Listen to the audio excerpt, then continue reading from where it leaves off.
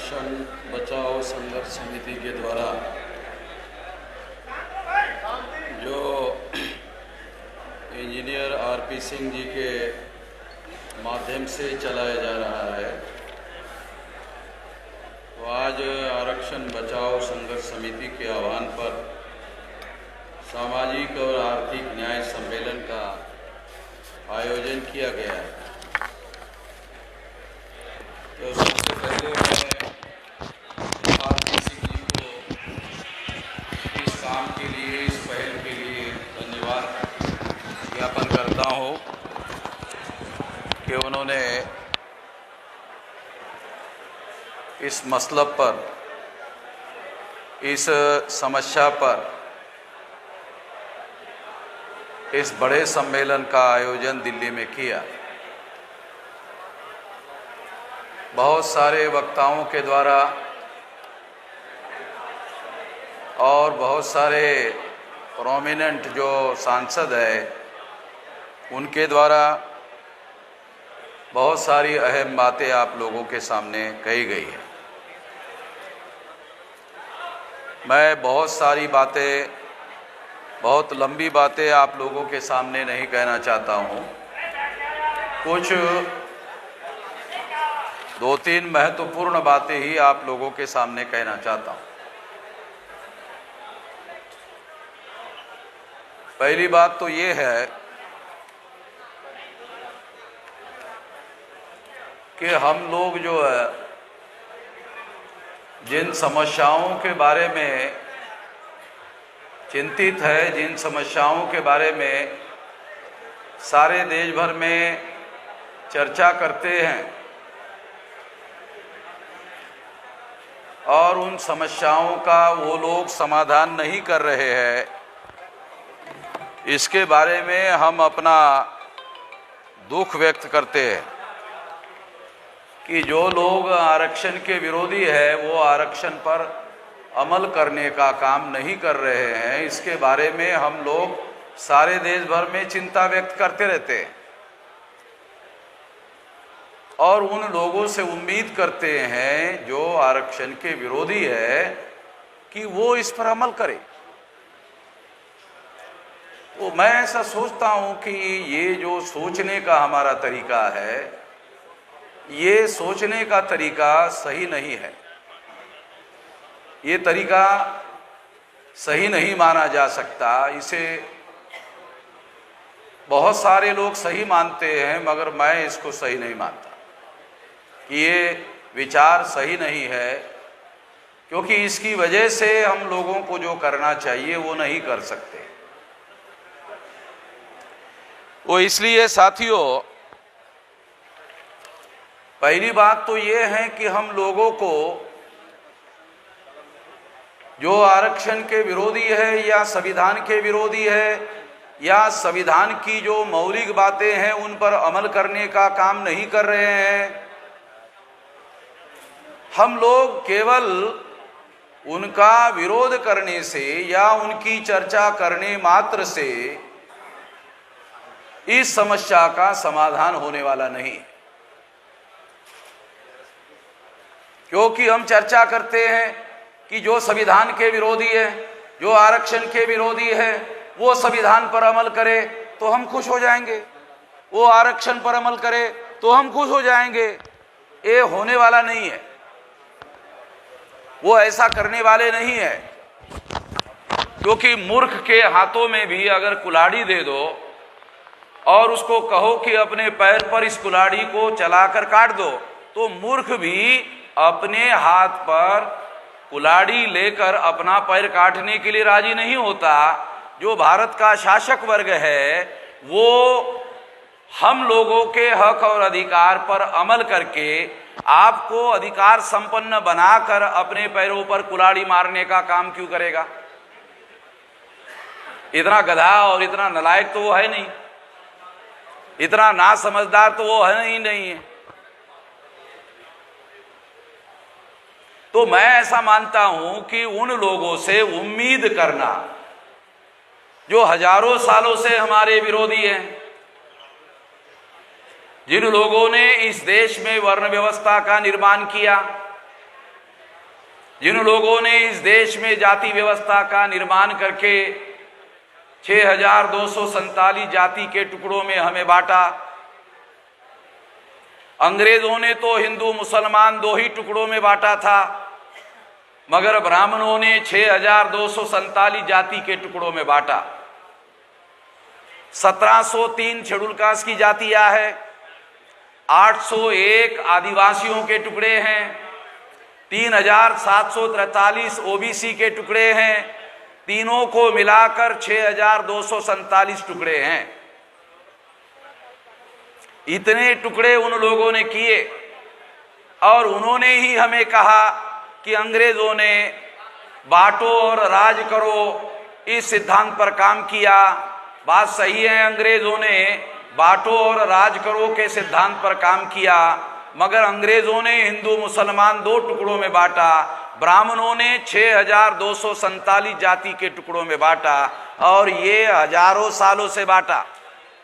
सम्राट बृहदत्त मौर्य की हत्या पुष्यमित्र शुंग ने ईसा पूर्व 185 को करने के बाद से लेकर अब तक, तब से चल रहा है मामला, आज से नहीं, 2-2.5 हजार साल से चल रहा है। और 2-2.5 हजार साल से चलने के बाद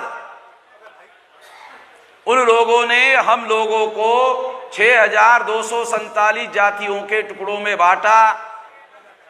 जिन्होंने 6047 जाति के टुकड़ों में बांटा, उन लोगों से हम उम्मीद करते हैं कि वो हम लोगों के लिए मान, सम्मान, समता, स्वतंत्रता, बंधुता और न्याय पर आधारित समाज बना कर दे दे। हम उनसे उम्मीद करते हैं। मुझे लगता है ये सोचने का एक तरीका है। सोच ही लोगों को जगाती है, सोच ही लोगों को जोड़ती है, सोच ही लोगों को शक्ति में रूपांतरित करती है, मगर जो सोच हम व्यक्त कर रहे हैं उससे शक्ति का निर्माण होने वाला नहीं है। मैं ऐसा मानता हूं, आप लोगों को गलत लगता होगा, आप लोगों को विचार करने की आजादी है, मैं ये नहीं कह रहा हूं कि आप लोगों को अपना विचार करने की आजादी नहीं है, मगर मुझे भी उसी तरह से अपना विचार व्यक्त करने की आजादी है। इसीलिए कह रहा हूं, मैं ऐसा मानता हूं कि इससे आप लोगों का स्वाभिमानी, स्वावलंबी, आत्मनिर्भर आंदोलन निर्माण होने वाला नहीं है। जिस तरह से आप विचार व्यक्त करते हैं उस तरीके से आप लोगों का स्वाभिमानी, स्वावलंबी, आत्मनिर्भर आंदोलन निर्माण होने वाला नहीं है। अगर आप लोगों का स्वाभिमानी, स्वावलंबी, आत्मनिर्भर आंदोलन निर्माण होने वाला नहीं है तो फिर आप लोगों को मांगते रहने के अलावा कोई विकल्प नहीं है।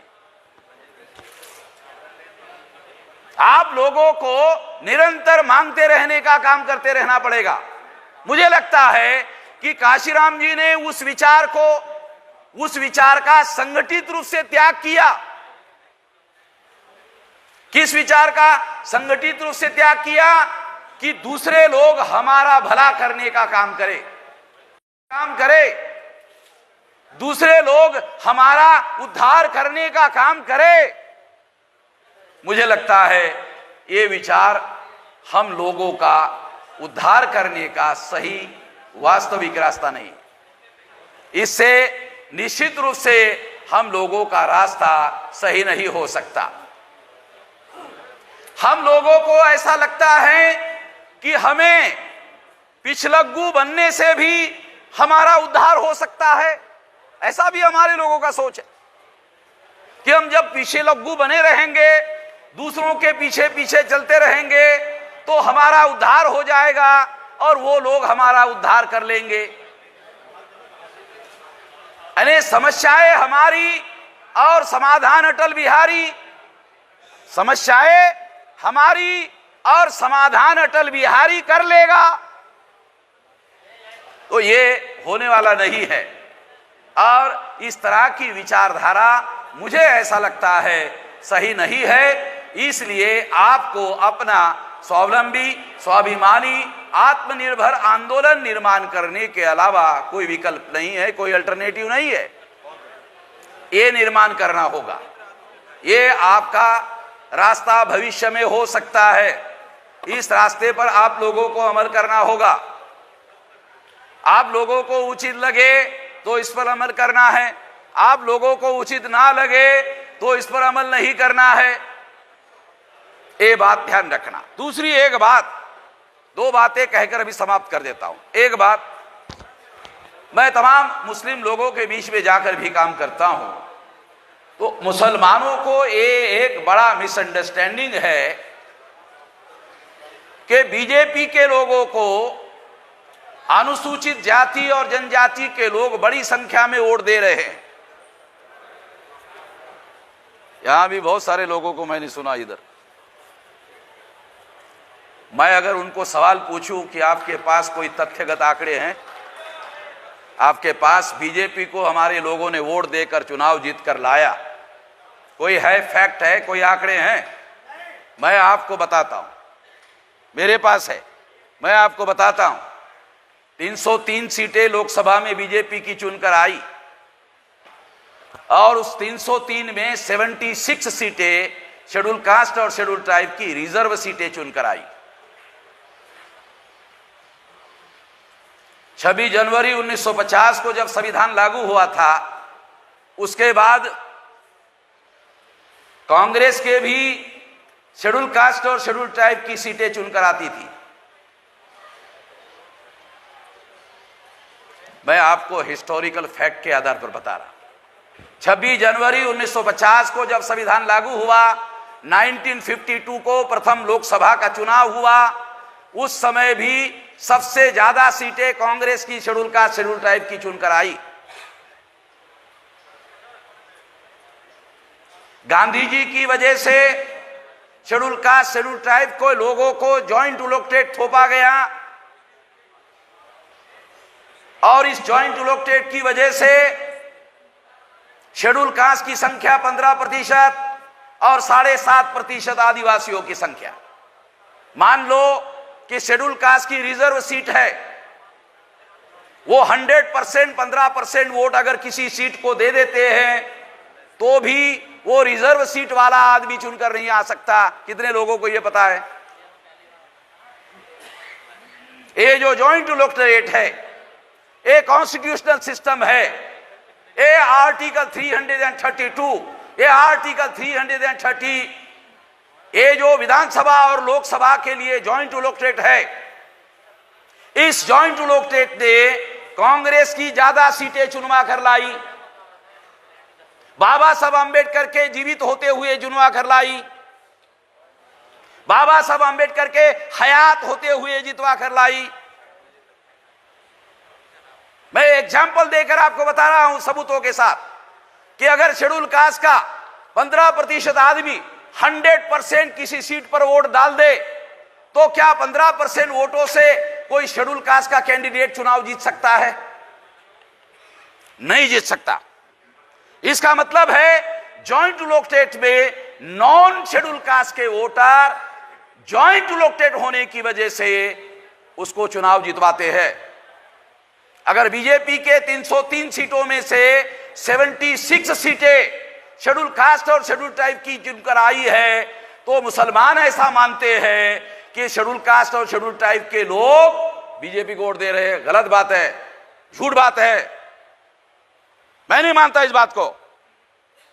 और मेरा जो तथ्य, मेरा जो कहना है, यही बात थी बाबा साहब अंबेडकर ने राउंड टेबल कॉन्फ्रेंस में शेड्यूल कास्ट के लोगों को, शेड्यूल ट्राइब के लोगों को सेपरेट इलेक्टोरेट देने की मांग की थी। वो अंग्रेजों ने इस बात को स्वीकार किया था।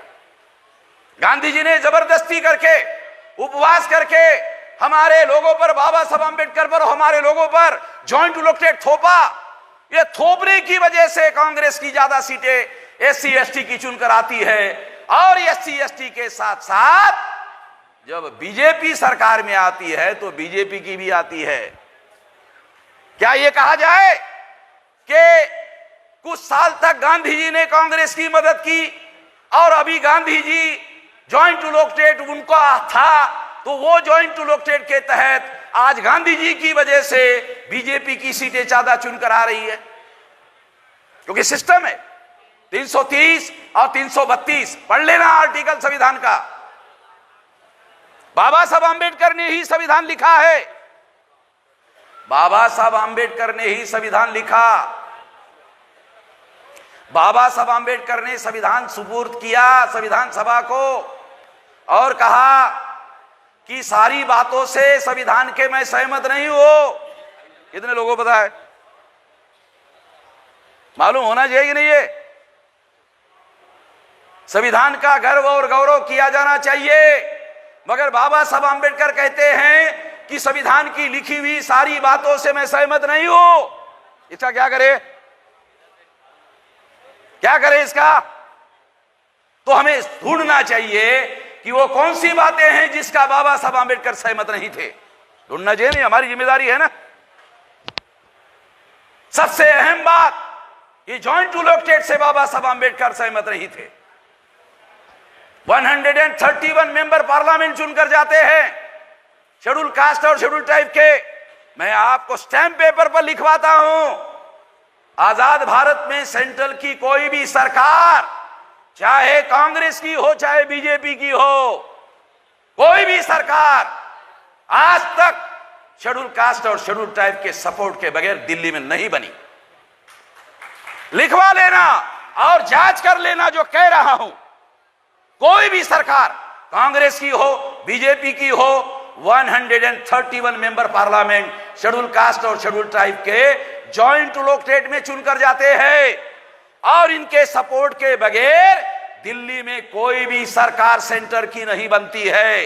इवन बीजेपी की और नरेंद्र मोदी की कल की 2014 की सरकार, 2019 की सरकार, 2019 के सरकार में 303 सीटों में 76 सीटें एससी और एसटी की बीजेपी की चुनकर गई है। एससी और एसटी के लोगों ने वोट दिया, इस वजह से वो चुनकर गए हैं, ऐसा मुसलमान मानते हैं। गलत बात है, उनको समझ नहीं है। मुसलमानों को ये बात की, मुझे तो बहुत सारे मुसलमानों को जॉइंट टू लोकटेट क्या मामला है यही पता नहीं है। वो संविधान में आज भी लागू है ये पता नहीं है। बहुत सारे मुसलमानों को पता नहीं है। बहुत सारे अभी हमारे सांसद जी, हमारे मित्र जो है, वो भी ऐसे कह रहे हैं कि शेड्यूल कास्ट के लोगों को मुसलमानों के ऊपर बुलडोजर चलाए जा रहे हैं, इसलिए खुश होकर बीजेपी को वोट नहीं देना चाहिए। तो उनका कहना है कि देते, हमारे लोग दे रहे, ऐसा उनका लॉजिक है। मगर मेरा ऐसा मानना है कि जॉइंट टू लोकटेट में, जॉइंट टू लोकटेट की वजह से बीजेपी के लोग चुनकर जा रहे हैं। वो शेड्यूल कास्ट के 15% से नहीं जा रहे हैं, 7.5 आदिवासी के परसेंटेज से नहीं जा रहे हैं। वो 52% ओबीसी के लोग जो ना, गर्व से कहो हिंदू है, गर्व से कहो हिंदू है, गर्व से कहो हिंदू है। ये पागलपन किसके अंदर है आप लोगों को तो पता है ना। ये ज्यादा पागलपन कहां पर है? इसलिए आप लोगों को बता रहा हूं, ये मिसअंडरस्टैंडिंग अगर रहेगा, मान लो मिसअंडरस्टैंडिंग रहेगा मुसलमानों में, तो फिर schedule caste, schedule tribe, backward class और मुसलमानों का एकता और गठबंधन कैसे होगा? अगर ये मिसअंडरस्टैंडिंग रहेगा तो ये मिसअंडरस्टैंडिंग रहने से इत्तेहाद कायम नहीं हो सकता, एकता कायम नहीं हो सकती और इससे हमारा तमाम मजलूमों का नुकसान होता है। इस तरह की धारणाओं की वजह से, इस तरह के विचार की वजह से मैं मुसलमानों को यह अनुरोध करता हूं कि वो सेपरेट लोकटेट का अध्ययन करे, वो जॉइंट लोकटेट का अध्ययन करे। 1907 में लखनऊ पैक्ट में मुसलमानों को सेपरेट लोकटेट मांगा गया और मुसलमानों को सेपरेट लोकटेट दिया गया। सेपरेट लोकटेट की वजह से मुसलमानों की लीडरशिप तैयार हुई। वो सेपरेट लोकटेट हमारे लोगों पर लागू नहीं होने दिया गया गांधी जी के द्वारा। और मेरे पास एक डॉक्यूमेंट्री एविडेंस है कि सेपरेट लोकटेट से चुनकर जाने वाले लोगों को गांधी जी गुंडे कहते थे। सेपरेट लोकटेट से चुनकर जाने वाले लोगों को गांधी जी गुंडे कहते थे। हमारे इलेक्टेड रिप्रेजेंटेटिव को गांधी जी गुंडे कहते थे, हमारे एमपी को गुंडे कहते थे। ये उनका सीक्रेट डायलॉग, सरदार पटेल और गांधी जी के बीच में जो सीक्रेट डायलॉग एरोड़ा जेल में हुआ, वो डायरी मेरे पास है जो महादेव भाई देसाई ने लिखी, जो सीक्रेट डायलॉग गांधी जी और सरदार पटेल के बीच में हुआ, वो सीक्रेट डायलॉग जिस डायरी में लिखा हुआ है, वो डायरी मेरे पास में है। मैं इसलिए आप लोगों को बता रहा हूं कि गांधी जी शेड्यूल कास्ट के और शेड्यूल ट्राइब के जो सेपरेट इलेक्टेड पर चुनकर जाने वाले लोग जो है, अगर ये जाएंगे तो मुसलमान गुंडे और शेड्यूल कास्ट के गुंडे और शेड्यूल ट्राइब के गुंडे ये संविधान, ये पार्लियामेंट में इकट्ठा हो जाएंगे और सरदार तुम्हारी सरकार चलने नहीं देंगे। ये सीक्रेट डायलॉग गांधी जी और सरदार पटेल के बीच में हुआ और महादेव भाई देसाई ने एक डायरी में लिख कर रखा। वो डायरी मेरे पास है। मैं इसलिए आप लोगों को बता रहा हूं कि हमारे जो लोग हैं, एक समस्या हमारी है, नेशनल लेवल की समस्या है कि हम लोग इकट्ठा नहीं आते हैं, मगर जॉइंट इलेक्टेड हमें इकट्ठा आने देता है। जॉइंट इलेक्टेड से, जिसे बाबा साहब अंबेडकर ने what Gandhi and Congress have done to untouchable, Gandhi and emancipation of untouchable states and minority, ये 3 डॉक्यूमेंट्री एविडेंस में इन लोगों को, जॉइंट इलेक्टेड में चुनकर जाने वाले लोगों को दलाल और भड़ुआ कहा। ये मैंने नहीं कहा, किसने कहा? ए बाबा साहब अंबेडकर ने कहा कि ये जॉइंट इलेक्टेड से चुनकर जाने वाले लोग दलाल और भड़ुए हैं। क्या हमारे पढ़े लिखे लोग इनको दलाल और भड़ुआ मानते हैं जो बाबा साहब मानते हैं? अगर बाबा साहब अंबेडकर उनको दलाल और भड़ुआ मानते हैं और हम पढ़े लिखे लोग उनको प्रतिनिधि मानते हैं, तो फिर तो हमारा सत्यानाश होना तय है, क्योंकि हम अपने इंडिपेंडेंट कैंडिडेट चुनकर लाने की कभी कोशिश नहीं करेंगे। हम दलालों को ही अपना नेता मानेंगे, हम दलालों को ही अपना प्रतिनिधि मानेंगे, तो फिर हमारा आंदोलन कैसे खड़ा होगा? हमारा स्वाभिमानी, स्वावलंबी, आत्मनिर्भर आंदोलन कैसे खड़ा होगा? नहीं खड़ा हो सकता। इसलिए साथियों, ये जॉइंट इलेक्टेड के बारे में तमाम सारे देश भर में हम लोगों को सोचना चाहिए। कांग्रेस के लोग जॉइंट इलेक्टेड का समर्थन करते हैं। बीजेपी ने 2021 के जनवरी में जॉइंट इलेक्टेड का बिल पास कर दिया। तो इसलिए मैं ये कहना चाहता हूं कि हम लोगों को जो हमारा रिप्रेजेंटेटिव सिस्टम है, उस रिप्रेजेंटेटिव सिस्टम को सुधारे बगैर हम लोगों को हमारा आने वाला कल सुधरने वाला नहीं है। संविधान लागू होने के बाद भी बाबा साहब अंबेडकर इसके बारे में आग्रही थे और मेरे पास डॉक्यूमेंट्री एविडेंस है। अब आखिरी बात कहना चाहता हूं साथियों, आजकल हिंदू की बात बहुत होती है, हिंदू की बात बहुत होती है, तो आरएसएस के लोग, बीजेपी के लोग, विश्व हिंदू परिषद के लोग शेड्यूल कास्ट, शेड्यूल ट्राइब और बैकवर्ड क्लास के लोगों को हिंदू कहते हैं। मैं चुनौती देकर ब्राह्मणों को कहता हूं कि आपके कौन से धर्म ग्रंथ में हमें हिंदू लिखा हुआ है, एक बार पढ़कर दिखाओ। चलो मैं चुनौती देता हूं तमाम ब्राह्मणों को, सारे देश के ब्राह्मणों को, कौन से धर्म ग्रंथ में आप लोगों ने लिखा हुआ, कौन से धर्म ग्रंथ में एससी एसटी ओबीसी को हिंदू लिखा हुआ है? चलो बताओ, चुनौती देता हूं मैं लोगों को, दिखाओ कहां हिंदू लिखा हुआ है। आप लोगों की व्यवस्था में, वर्ण व्यवस्था में हम हिंदू नहीं है, जाति व्यवस्था में हम हिंदू नहीं है, अस्पृश्यता में हम हिंदू नहीं है, शूद्रत्व जो पिछड़े वर्ग पर थोपा गया है वहां हिंदू नहीं है, महिलाओं को दास बनाया गया, चाहे ब्राह्मणों की मां हो उसको भी जनेऊ धारण करने का अधिकार नहीं है। अरे हमारे एससी एसटी ओबीसी को जनेऊ धारण करने का अधिकार नहीं है, ठीक है, तुम्हारी मां को भी नहीं है, तुम्हारी बहन बेटी को भी नहीं है, तुम्हारे बहू को भी नहीं है, तो तुम्हारी व्यवस्था में जो महिलाएं हैं वो भी दास है।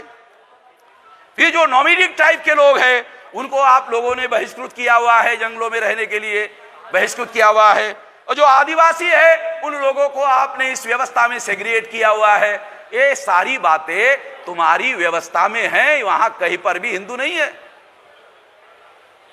कहीं पर भी आपके द्वारा लिखा गया कहीं पर भी हिंदू नहीं है। और जब schedule caste, schedule tribe, OBC का आदमी जब अपने को हिंदू कहता है तो आरक्षण कैसे मिलेगा? आरपी सिंह जी बताओ, क्योंकि ये आरक्षण बचाव का मामला, इसलिए ये आखिरी मुद्दा आपको बता रहा हूं। जब schedule caste, schedule tribe, OBC का आदमी अपने को हिंदू कहेगा, वो आरक्षण मांगने का अधिकारी कैसे है? किस आधार पर आरक्षण मांगेगा वो? शेड्यूल कास्ट के नाम पर आरक्षण है, शेड्यूल ट्राइब के नाम पर आरक्षण है, ओबीसी के नाम पर आरक्षण है, संविधान में एससी एसटी ओबीसी के नाम पर आरक्षण है, हिंदू के नाम पर कोई आरक्षण नहीं है।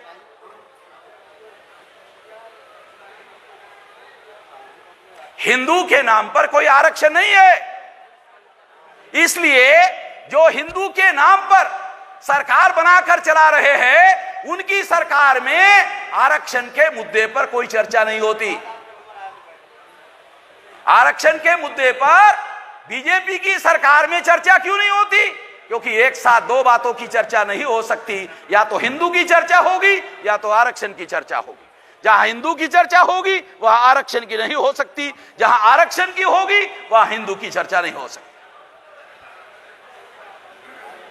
तो सबसे पहले जो हिस्टोरिकल डॉक्यूमेंट है ब्राह्मणों के धर्मशास्त्रों का, उसके अनुसार schedule caste, schedule tribe, backward classes के लोग किसी मापदंड में हिंदू नहीं है। और यह बात लोगों के अंदर प्रचार करना जरूरी है, और अब देश में जो हालात है उसी हालात में प्रचार करना जरूरी है। ये किया जाना चाहिए। अगर ये नहीं करते हैं तो जो भी एससी एसटी ओबीसी का आदमी हिंदू कहेगा, वो आपके आंदोलन में शामिल होने के लिए नहीं आएगा, वो आपके आंदोलन में शिरकत नहीं करेगा, वो आपका सपोर्ट करने वाला नहीं है। इसलिए मैं आप लोगों को ये अनुरोध करता हूं कि ये जो हिंदू नाम की थ्योरी है, ये मूलतः ब्राह्मण धर्म एससी एसटी ओबीसी पर थोपने का षड्यंत्र है। हिंदू नाम का कोई धर्म नहीं है। मैंने रेल में एक ब्राह्मण को पूछा, पंडित जी हिंदू धर्म के धर्म ग्रंथों के नाम बताओ। उसने कहा वेद, श्रुति, स्मृति, पुराण, रामायण, महाभारत, गीता। मैंने कहा क्या है, समाप्त करना है? हाँ भाई कर देना है। अच्छा चलो ठीक, ओके ठीक है। मैं अभी करने के लिए बोलता तो अभी कर देता, बीच में ही कर देता हूँ, मुझे कोई एतराज नहीं है। मेरे पास खुद ही अपना मंच जो है, मैं अपना कार्यक्रम कैंसिल करके आया हूँ, आपको मालूम है। मैं अपना कार्यक्रम कैंसिल करके आया हूँ। मेरे पास अपना ही देशव्यापी मंच है, आप लोगों को मालूम है। मैं अपना कार्यक्रम साउथ इंडिया में कैंसिल करके आया हूँ आरपी सिंह के कहने पर। इसलिए कह रहा हूँ मेरा पास ही अपना मंच है, आप लोगों के इनविटेशन के आधार पर आया हूं। इसलिए मैं आखिरी बात आपको बताना चाहता हूं। आप लोगों को यह बात ठीक नहीं लग रही होगी, ठीक है। मैं ये नहीं कह रहा हूं कि मेरी बात स्वीकार कर लो, मान लो, मैं नहीं ये कह रहा हूं। मैं कह रहा हूं कि मुझे अपनी बात कहने का अधिकार है। Freedom of speech and freedom of expression article 19 बाबा साहब अंबेडकर के संविधान में लिखा हुआ है, और इसके तहत मैं उस अधिकार का उपयोग कर रहा हूं। और इसके तहत कह रहा हूं, मैंने पंडित जी को कहा हिंदू धर्म के धर्म ग्रंथों का नाम बताओ। उसने कहा वेद, श्रुति, स्मृति, पुराण, रामायण, महाभारत, गीता। मैंने कहा ये तो ब्राह्मण धर्म के धर्म ग्रंथ है, मैंने आपको हिंदू धर्म के पूछा। पंडित जी मैंने आपको हिंदू धर्म के धर्म ग्रंथ पूछा, आप ब्राह्मण धर्म के धर्म ग्रंथ बता रहे हो। तो पंडित जी ने जवाब दिया ब्राह्मण धर्म और हिंदू धर्म एक ही है। पंडित जी ने जवाब दिया ब्राह्मण धर्म और हिंदू धर्म एक ही है। कितने एससी एसटी ओबीसी के लोगों को पता है कि ब्राह्मण धर्म और हिंदू धर्म एक ही है? कितने एससी एसटी ओबीसी के लोगों को पता है कि ब्राह्मण धर्म और हिंदू धर्म एक ही है? पंडित कह रहा है एक ही है।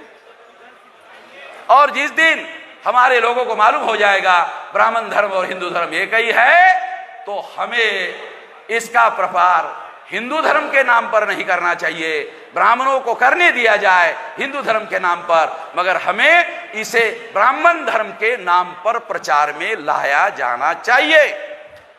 अगर हम इसका प्रचार ब्राह्मण धर्म के नाम पर करते हैं तो ब्राह्मण नंगे हो जाएंगे, खुले हो जाएंगे और हमारे लोग उनके झांसे में फंसने वाले नहीं है। भाई इतना कहना।